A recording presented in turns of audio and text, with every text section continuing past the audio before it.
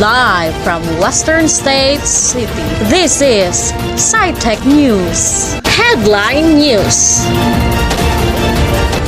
U.S. warning Ukraine-Russia war could get worse. Missing sa Bungaros case is still unsolved. The PNPA continue their investigation. The Presidential Survey of Pulse Asia.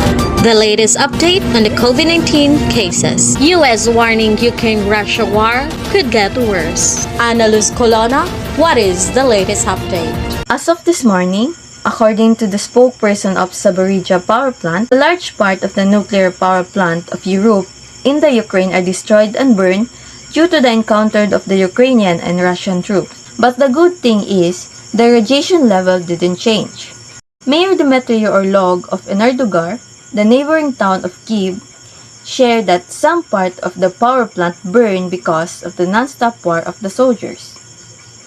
While Ukrainian Minister Dmitry Kuleba rattled the Russian army to stop firing the nuclear power plant because it is starting to burn. They also discovered that Zaporizhzhia power plant is one of the first power plant who supply electricity on the whole Ukraine. But the first one here is, since last week, Russia already obtained the city of Chernobyl nuclear power plant. That is announced by Mikhailo Podolyak, advisor of the Ukrainian Presidential Office. The said power plant is the one spreading the radioactive rays to the whole Europe on year 1986. One of the most biggest nuclear disaster happened in the whole world.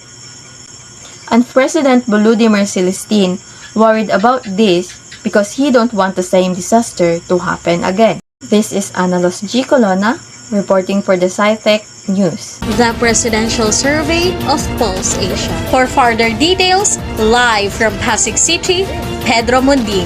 Pedro? Presidential candidate Bongbong Marcos leads the Presidential Survey of Pulse Asia respondents, choosing him as the next president in the country, followed by Vice President Lena Robredo with 16%, while the two presidential candidates, which are Senator Manny Pacquiao and Manela Esco Moreno, side with an 8% rating, and Senator Ping Lacson is at 4%.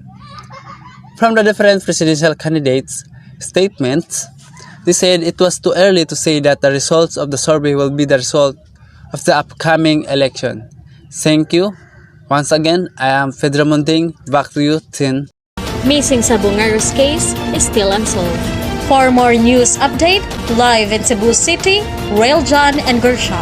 The Palace ordered the Philippine National Police and National Bureau of Investigation or NBI to look into the case of the 34 missing Sabongeros, and according to the Philippine National Police or PNP, there are no any lead about the case.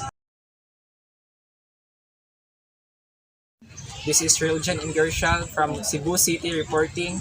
Back to you, Justin. The latest update on the COVID-19 cases. For further details, Fatima Kamsali from Quezon City.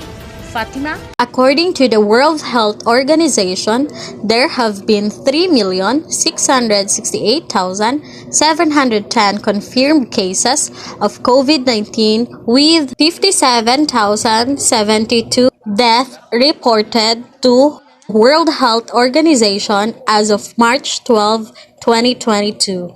Viruses are constantly changing, including the virus that caused COVID-19, as vaccines continue to reduce a person's risk of contracting the virus that caused COVID-19. As we can see, vaccines are highly effective against severe illness. Fatima Kamsali reporting. Back to you, Justin. And that's all for the latest news update this morning.